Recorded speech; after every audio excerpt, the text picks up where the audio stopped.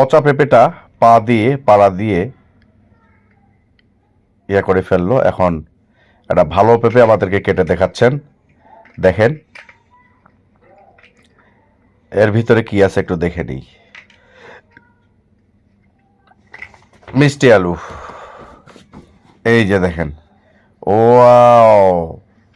আর এটা একটা ডাটা, চায়নাতে এই ডাটাটি খুবই খুব খায় লোকজন। এই ডাটাটি অনেক নাকি সুস্বাদু। আর এই আখের ক্ষেতগুলো দেখুন একবার। এই আখগুলো কালচে বাহির দিকে হলেও ভিতরের দিকে হ্যাঁ অনেক রসালো আর অনেক সমিষ্ট এই আখ।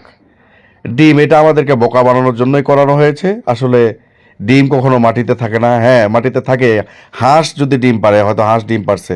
এটা হলো রামভুটান, এই যে দেখেন রামভুটান।